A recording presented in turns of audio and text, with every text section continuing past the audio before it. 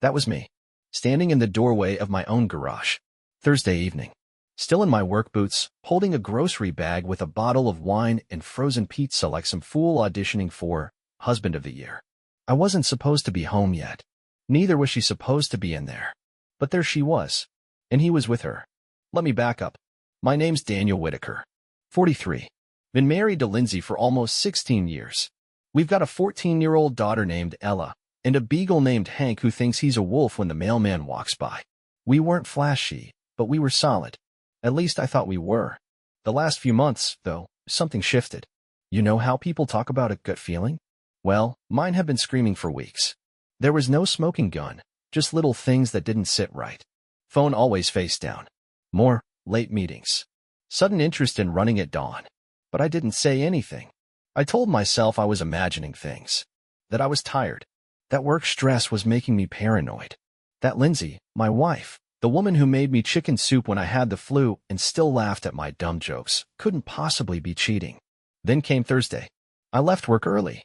I told her we were low on dog food, which was true. But I also picked up that bottle of red she likes, the one from Washington with the label that looks like a mountain range. I thought I'd surprise her. Make a night of it. When I pulled into the driveway, I noticed the side door to the garage was cracked open. That was strange. We never used that one. Curious, I walked around it and peeked in. That's when I saw it. Lindsay, standing close to some guy. Way too close. His back was to me, but I could see enough, the tilt of her head, the way her hand rested on his chest, the look she gave him. It wasn't just a hug. It wasn't, oh hey, thanks for helping me carry the recycling. It was the kind of look that used to be mine. I didn't say anything. Didn't make a sound. I just slowly stepped back, heart pounding like I'd run a marathon, and got back into my truck. I drove a couple blocks and parked in the grocery store lot, just sitting there, breathing, thinking, not thinking. I didn't know what to do. Call her? Walk back in? Confront them? Instead, I did something weird. I texted her. Hey, traffic's awful. Be home in 30. Want Chinese instead? Her reply came quick. Sure, sounds good. Love you, Red Heart. Right. I went home an hour later. The garage was empty. She was inside folding laundry, like nothing happened. And me? I smiled. Said dinner would be there soon. Kissed her on the cheek. I even asked about her day. Because here's the thing, I didn't want to fight. Not yet. Not without knowing more. I needed time. So that night, while she slept, I sat in the guest room with a notepad and a pen. I started writing down everything I remembered from that garage moment. What he looked like. What she was wearing. The time. The way her voice sounded when she said, love you in that text. I wasn't crazy. I saw what I saw. And now, I was going to find out who he was and what else she was hiding. Because that look? That wasn't the first time she gave it to him. It was just the first time I saw it. Friday morning came in like nothing had happened. Sunlight through the blinds. Coffee smell in the kitchen. Lindsay humming to herself while packing Ella's lunch. Like it was any regular day. And maybe it was for her. I played my part. Wore the same half-smile, cracked a few dad jokes. I even helped Hank with his leash while she tied her hair into that familiar ponytail. That same one she used to fix before our first dates. It's strange, the way your mind clings to old versions of someone, even after they've clearly moved on. Once Ella headed off to school and Lindsay drove off to work, I sat down at the kitchen table, phone in hand, staring at nothing. I knew I had to make a move, and not the emotional kind. I needed to be smarter than that. So I called Sam. Now, Sam's not a private eye or some ex-military buddy. He's an old friend from high school, now a tech guy who runs security systems for businesses across the county. He's the kind of person who says things like metadata doesn't lie and actually means it. When he picked up, I kept it short. I need to know if someone's been in my garage, and I need it quiet. There was a pause. You okay? He asked. I hesitated. Not really. He didn't ask more. Just said he'd come by that night to install some motion-triggered cams. Discreet. High-res. Sound included. Just don't let her see me, he added, half joking. That made me smirk. Trust me. You're not the only one I'm hiding things from. By noon, I was at work, but not really there. Wrenches in my hand, tires on racks, but my head was somewhere else entirely. Replaying what I saw. Wondering who he was. Wondering if she'd texted him since. Wondering what she told him about me. That's when I remembered something. Something she said years ago, after a fight we had, small, dumb, Something about money, I think. We were lying in bed, backs turned, breathing heavy with leftover anger. And then she whispered it. You're the only person I feel safe telling the truth to. Back then, that sentence hit like a hug. Now, it hit like a joke. When I got home, Lindsay was already there, shoes kicked off, scrolling her phone on the couch. I asked about her day. She said it was fine. Then she mentioned a student throwing up during math class and laughed like it was the highlight of the week. I asked, careful and casual, did you see anyone after work? She didn't flinch. Nope. Just drove straight home. Why? Just curious, I said. Thought maybe you had a meeting or something. She shook her head and smiled. Nope. Just me and the traffic.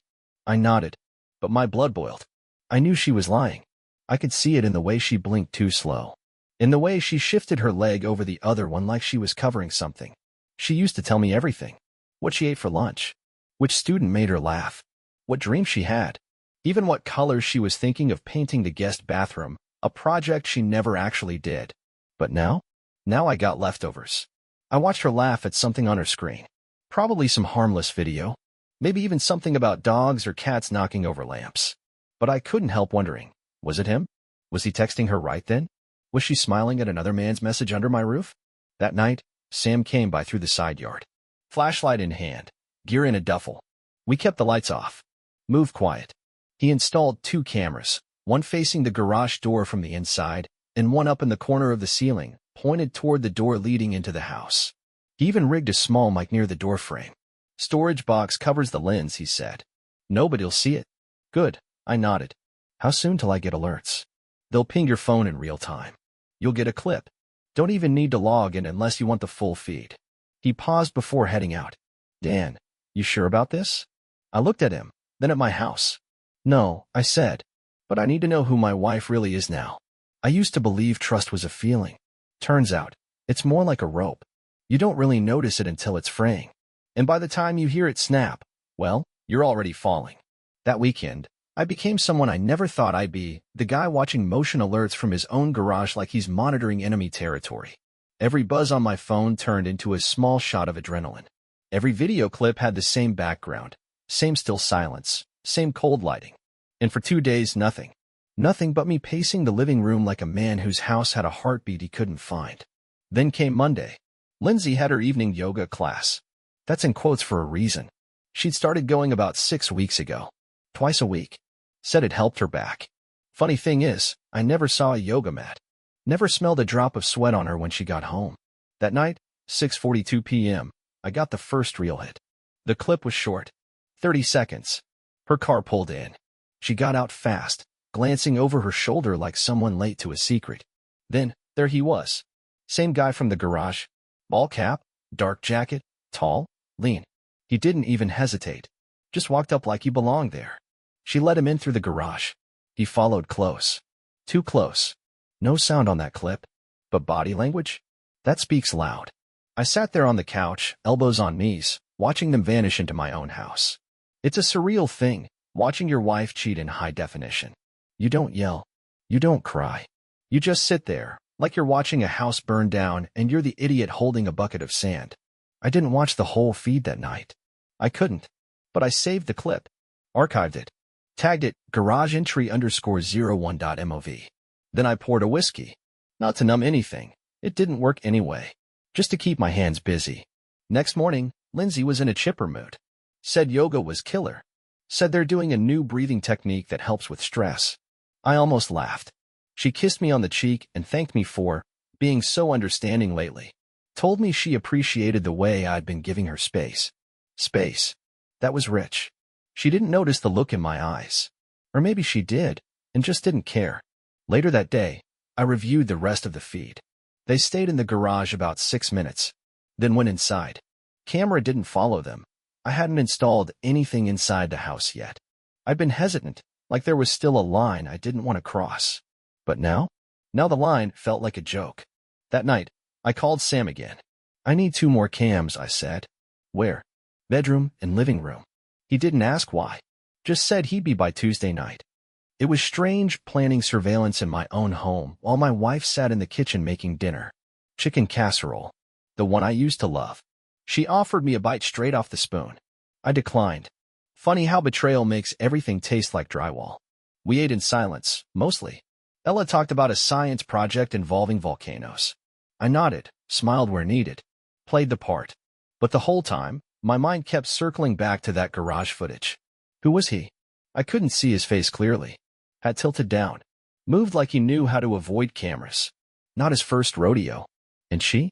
She smiled at him in a way I hadn't seen in years. Like she had a secret. Like she was 17 again and sneaking out the bedroom window. Later that night, after Ella went to bed, Lindsay curled up next to me on the couch with a blanket and asked if I wanted to watch a show. I looked at her. The woman I'd spent 16 years loving. The mother of my child. The person I'd once promised everything to without hesitation. And all I could think was, who are you really? I nodded. We watched a crime documentary, her favorite. She even laughed at one of the lines. I forced a smile. But inside, I was memorizing her patterns. Her tells. Her tone. Her timing. Because the more I watched her, the more I realized something odd. She wasn't nervous. Not even a little. That's when the second thought crept in, the one that hadn't hit me before. What if I wasn't the only one being watched? You think you'll yell. Throw something. Storm into the room and demand answers. That's what movies teach you. But in real life? When you see your wife, the woman you built a life with, climb into your bed with another man. It was a regular Thursday. Or at least, it pretended to be. Lindsay had messaged around 6:45. Planning meeting went long. Don't wait up, red heart. That heart emoji stung more than it should have. I replied. All good. Be safe. I was sitting alone in the garage, half watching a football game on mute, nursing a warm Coke that tasted like regret. Hank, our beagle, lay curled up near the toolbox. The world felt quiet. Too quiet. Then my phone buzzed. Motion detected. Bedroom. I stared at the notification. Checked the time. 8:13 p.m. That didn't make sense. She wasn't supposed to be home yet. I opened the app. Clicked the feed. At first, I didn't breathe. There she was. Lindsay. Just walking into our bedroom like she owned it. Which, technically, she did. She looked tired. Her coat still on. Purse in hand. She stood in front of the mirror, touched up her lipstick, then unzipped her jeans and stepped out of them like it was just another Thursday. I thought maybe, just maybe, I was wrong. Maybe I'd been paranoid. Maybe the guy from the garage really was just some passing nobody. But then the door opened again, and he walked in. Same guy. Same ball cap. Same smug posture. Only this time, he didn't keep his distance. Lindsay didn't even pretend to be surprised. She smiled at him. Slow. Familiar. The kind of smile you give someone you trust more than you should. He walked straight to her. Kissed her.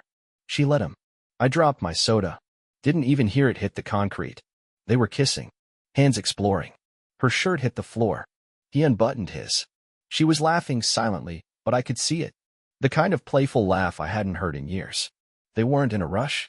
This wasn't reckless. This was rehearsed. They moved to the bed. She lay down first. He followed. My stomach turned inside out. I couldn't look away. They were intimate. Right there. In the same bed we bought the year Ella was born. The one we built together from IKEA, cursing the screws and laughing when it collapsed the first time. Now, it was hosting someone else. For 6 minutes and 23 seconds, I watched everything. When they finished, she lay beside him, tracing something on his chest with her finger. They whispered. She laughed again. He reached down to grab his shirt, but then paused. His eyes moved toward the dresser, slow and suspicious. I leaned in, phone inches from my face. He walked closer to the wall, tilted his head, looked toward the wardrobe, the one where I had hidden the pinhole camera just days ago. And then, like a hunter spotting the glint of a rifle in the trees, he found it. My heart nearly stopped. He didn't panic, didn't freak out. He just turned to Lindsay and said something. She sat up, confused at first, then followed his finger. She walked over, looked up, right into the camera, right into me. Her expression didn't shift. Not shame, not anger, not fear, just amusement. She leaned in, studied the lens like it was a mirror, smiled, slow and cold. Then she mouthed the words, clear as day. Hope you got what you needed. And then she flipped the light switch. The screen went black. I just sat there, phone in hand, hands shaking. I didn't cry. I didn't scream. I didn't punch the wall. I just stared at the blank screen like it might come back on. Like maybe she'd change her mind and look guilty. Like maybe this wasn't real. But it was. And I realized something in that moment, something no man ever wants to admit. She wasn't just betraying me. She knew I was watching. She let me. She performed for me. And the man? He wasn't shocked either. He was calm, methodical, like he'd dealt with cameras before. Like this wasn't his first rodeo. That bothered me more than anything. Who was he? Why didn't he flinch? Why did he spot a hidden camera like it was nothing? Something in his eyes, cold, scanning, professional, didn't feel like a regular affair. This wasn't about attraction anymore. This wasn't about love. This was about something else. Something darker. And suddenly, a terrifying question took root in my mind. One that would keep me awake that night and haunt everything that came after. What if he wasn't just sleeping with my wife? What if he was watching me too? The next morning, the sun came up like nothing had changed. Birds chirped. Kids laughed on their way to school. Somewhere down the street, a lawn mower sputtered to life. Life went on, pretending it hadn't seen what I saw the night before. But I had, and I couldn't unsee it. Lindsay was already gone when I woke up. No note. No text.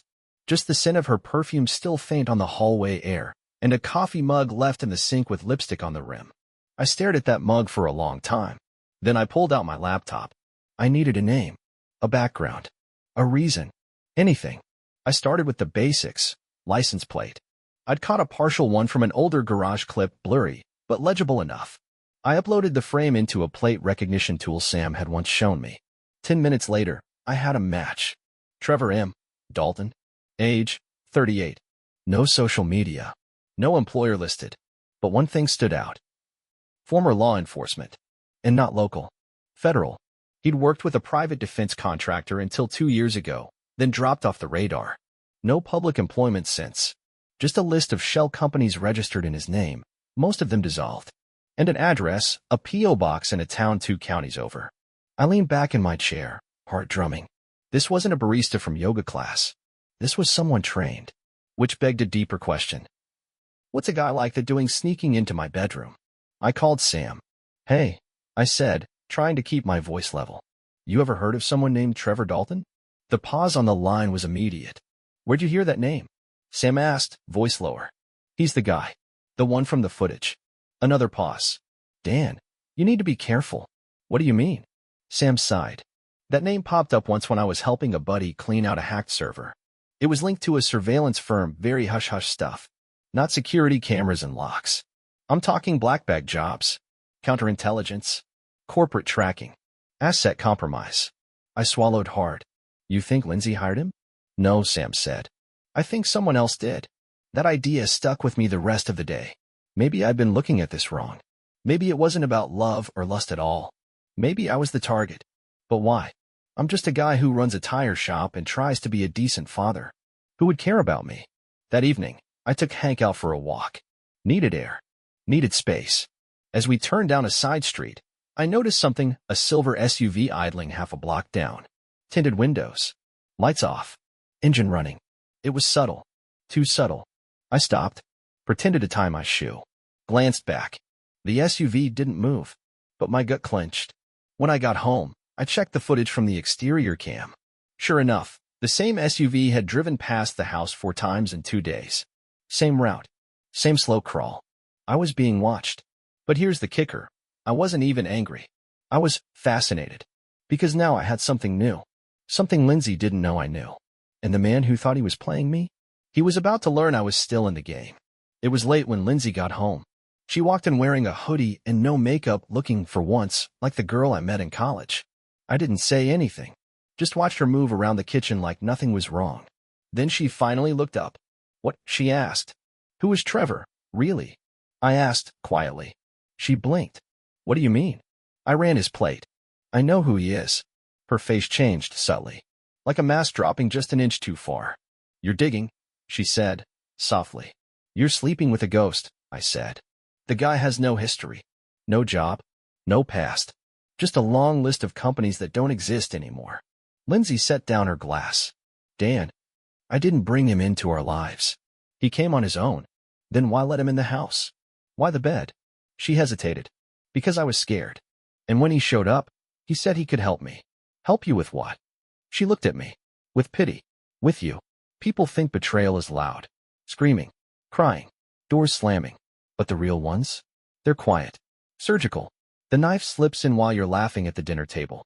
It was Friday evening when everything snapped into place. I had just gotten home. Lindsay was in the kitchen, hair tied up, cutting lemons like she didn't just destroy our marriage 2 nights ago. The house smelled like rosemary chicken. Normal. Domestic. Safe. I hated how normal it felt. She looked up, smiled faintly. "You're home early." I nodded. "We need to talk." Her smile faltered. Not completely, just enough to show the mask slipping a little. "Okay," she said. She wiped her hands on a towel and sat down at the table like we were about to talk about taxes. I looked at her for a moment. This woman I'd trusted for 16 years. Then I opened my phone and played the footage again. The bedroom clip. The one where she and her lover had no hesitation, no fear. She didn't flinch watching it. Just sighed. "You want me to say sorry?" she asked. "Is that what this is?" I paused. "I want the truth."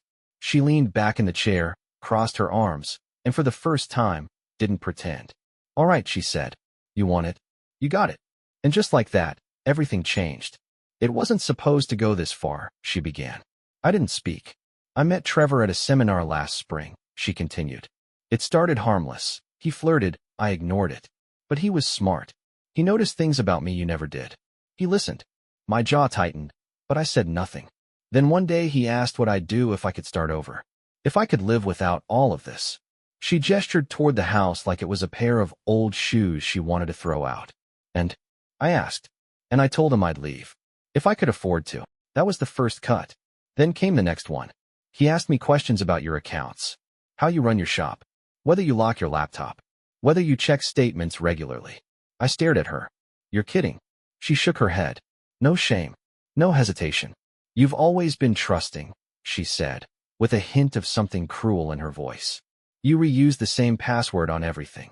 You wrote it on a sticky note under your keyboard. You never noticed when I used your work iPad. That was true. Too true." My throat went dry. "So what?" I said slowly. "You robbed me." She didn't blink. "Not all at once. That would be sloppy. It started with small things. Transfers between joint cards. A new checking account. You didn't notice because it looked like utilities. Or supply invoices. Trevor helped set it up." She leaned forward. "Dan, do you even know how much money you had in March?" I opened my mouth, but nothing came out. She smiled. "Exactly." I felt like I was shrinking inside myself. "How much?" She answered like a teacher grading a test. "Just under $84,000. Between the business account and savings." My chest tightened. "And how much is left?" She tilted her head. "Enough for you to get by? Maybe. For now." I stood up. The chair legs scraped the floor. But I didn't yell. Didn't curse. I just looked at her. This woman who used to sleep beside me. Who helped name our daughter. Who once cried when we bought our first house. Now, she was cool. Controlled. Almost bored. "You did all this for money?" She gave me a half smile. "No, Dan. I did it because you stopped looking. And because I could." Later that night, I went online. Checked my business account. Empty. Checked our shared credit card. Overdrawn. Even the emergency fund I kept hidden for car repairs, drained. She hadn't missed anything. But she made one mistake. She didn't delete the trail. And the next morning, I found it. A wire transfer from one of the ghost accounts, straight to Trevor Miles Dalton. Memo line, final clearance. I stared at it for a long time. Then I did something I hadn't done in a long time. I called my lawyer. I've always believed in playing fair. But there's something about being betrayed in your own home that rewires a man. You stop caring about being the better person. You start caring about winning. By the time the sun came up on Saturday, I had a plan. Not vengeance. Not violence. Just cold, quiet justice. Step 1 was easy, lawyer up. I called Jim Rooker, family attorney, old friend of my father's. Guy's got a handshake like a vice and the patience of a hangman. He didn't ask questions. He just said, "Bring me what you've got." So I did. Every clip. Every transfer. Every screenshot. He sat in silence for half an hour, reviewing it all, his mouth a straight line. Then he looked up and said, "We can make them bleed." And just like that, I wasn't alone anymore. We started with the business. Turns out, siphoning money from a co-owned LLC is still illegal, especially when it's done through fraudulent vendor accounts and ghost invoices. Trevor had set up fake names, billing the shop for services never rendered. I had signed off on half of them myself. Autopilot. Routine. Trust. But Jim was meticulous. He dug through 2 years of records, built a timeline, and traced the money trail. $83,742 across 9 months. Quiet, calculated, but traceable. All of it connected to one name, Trevor Miles Dalton. Jim leaned back in his chair. We hit him with commercial fraud, identity misrepresentation, and conspiracy to defraud. And Lindsay? He exhaled through his nose. She's trickier. No paper trail directly from her. But he pulled up one file, a screenshot of a conversation from my synced iPad. Trevor, you're sure he doesn't check that vendor list? Lindsay, he doesn't even check his oil. That was enough. Accessory to fraud, Jim said. And if we time this right, we can freeze assets before they move more out. That's when I told him about the final clearance transfer. Jim smiled. Cold and wide. Then we hit them today. By noon, court orders were filed. A local judge, one Jim knew personally, signed off on an emergency injunction. Every account tied to my business, our marriage, even Trevor's shell companies, frozen. They wouldn't see it coming. Not until they tried to swipe a card and it got declined. That night, I went home and waited. Lindsay came in at 6:30. She looked tired, not from guilt, but logistics. She dropped her purse by the door, kicked off her shoes, then paused. She looked at me, seated at the kitchen table, laptop open, folders stacked neatly. You're calm, she said. Yeah, I replied. I've had a productive day. She raised an eyebrow. What did you do? I slid a document across the table. She picked it up. Read it. I was narrowing with each line. Court order. Fraud allegations. Temporary injunctions. A full forensic audit. You filed this? She whispered. No, I said. My lawyer did. I just handed him the matches. She stared at me. You can't prove I did anything. I leaned back. No, but Trevor can. And he left fingerprints all over the system. That's when I dropped the final card. I spoke to the sheriff this morning. Turns out, Trevor's already on a list. Pending investigation in 2 other counties. Wire fraud. He just didn't think I'd have the brains or backbone to fight back. She sank into the chair. Her voice was quieter now. What do you want from me? I thought about that. Then I said, I want you out. By tomorrow. I want full custody of Ella. I want every key, every password, and every trace of you gone from my life. And if I say no? I smiled. Then we go public. Every parent at the school. Every member of the board. Every vendor you lied to. You won't just lose your marriage, you'll lose your reputation. And your pension. Silence.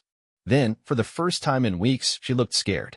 Not of me, but of what I could take back. The courtroom smelled like dust and wood polish. Funny what you remember when your whole life is stacked into folders and exhibits. I sat on the left side, beside Jim, my lawyer. Calm. Suit pressed. Tie tight. Not because I needed to impress anyone, but because I wanted to remind myself that I'd made it here without sinking to their level. Across the aisle sat Lindsay. Or what was left of her. Hair pulled back. No makeup. Thin. She hadn't looked at me once. Next to her, in a slightly wrinkled suit, sat Trevor. Hands cuffed. Jaw tight. Still trying to look in control, like this was just a delay, not the end. But it was. The investigation had moved fast. Turns out, when you hand the DA's office a package with complete video footage of a marital affair linked to financial theft, documents showing fake vendors and shell invoices, traceable money transfers to an ex-Fed with a false identity, and messages confirming intent, it doesn't take long for prosecutors to build a case. And once they subpoenaed the rest of the trail, emails, account statements, IP logs, it was over. Trevor was charged with multiple counts of wire fraud, conspiracy to defraud a small business, impersonation using federal credentials, and identity theft. Lindsay faced accessory to fraud, participation in financial deception, and evidence tampering. I could have pushed for more, but I didn't need revenge. I just wanted them gone. The judge, an older woman with a voice like gravel, was no nonsense. Mr. Dalton, you executed a prolonged scheme involving multiple identities, cross-state laundering, and a calculated abuse of trust, she said. He stayed still. Cold. You used a personal relationship not just for access, but as a shield. A mask. And you were caught because you got careless. Then she turned to Lindsay. Mrs. Whitaker, your role may have seemed smaller, but betrayal is not measured in dollars alone. You violated marital, financial, and ethical trust. You knew what he was doing. You chose to assist. Lindsay finally looked up, but not at the judge. At me. I didn't return it. Frankly, the judge added, this is one of the cleanest open-handship frauds I've seen in years. She brought down the gavel like thunder. Trevor Miles Dalton, 10 years, federal prison, no parole. Lindsay Whitaker, 5 years, state prison. Restitution required. Divorce granted in full to the plaintiff. All joint assets transferred to the plaintiff. Custody of minor child awarded to the plaintiff. The courtroom was silent. And just like that, it was over. Outside the courthouse, the sun was too bright. Jim shook my hand. You good? He asked. I nodded. Yeah. Just done. That night, I went home and packed the last of her things. Old sweaters. Photos. Coffee mugs with stupid quotes. I put the box by the curb. Tomorrow, the city would pick it up. And that would be the last thing left of her in this house.